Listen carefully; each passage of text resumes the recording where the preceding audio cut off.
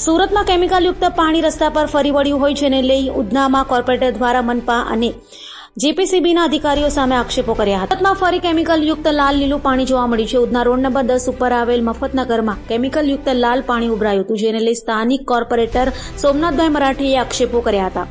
સ્થાનિક કોર્પોરેટર દ્વારા અધિકારીઓ પર સવાલો ઉઠાવ્યા હતા અને કહ્યું હતું કે મનપા અને જીપીસીબીની અધિકારીઓ મિલીભગત છે. મિલોનું વેસ્ટેડ કેમિકલ ડ્રેનેજ લાઇનમાં છોડી દેવામાં આવે છે. તે કેમિકલયુક્ત પાણીથી લોકોને ચામડીના રોગ થયા હોવાની ભીતિ છે. તો તંત્ર દ્વારા માત્ર એકમો સીલ કરવામાં આવી રહ્યા છે, પરંતુ નક્કર કામગીરી ન કરાતી હોવાના આક્ષેપો કોર્પોરેટરે કર્યા હતા. નમસ્કાર, સોમનાથ મરાઠે, નગર સેવક, સુરત મહાનગરપાલિકા.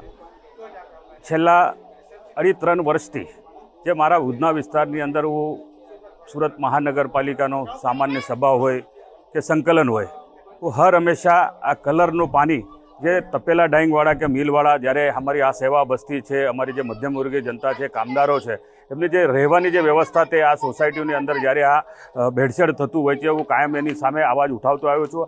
આજે આ મફતનગરની અંદર તમે જોઈ રહ્યા છો, આ જે મિલવાળા છે એ બિલકુલ પણ પાણી ટ્રીટ કરતા નથી. જીપીસીબીની એની ઉપર કોઈ વાચ નથી, એસએમસીની કોઈ વાચ નથી.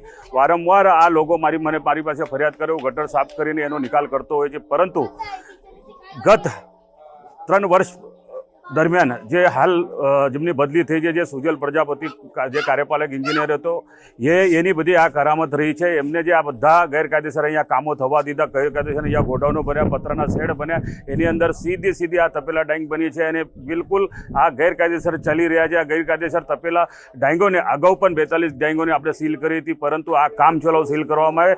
ક્યાંક ને ક્યાંક આ ડ્રેનેજ વિભાગ કે અન્ય એમના જોડાયેલા જે કર્મચારી છે કોઈક હપ્તાખોરી કર્યા છે, મારું માનવું છે. એની ઉપર કાયદેસરની ફોજદારી ગુના અધિકારીઓ પર પણ થાય, જે જવાબદાર છે એની ઉપર પણ કાયદેસરની કાર્યવાહી થાય, એ મારી માંગ છે.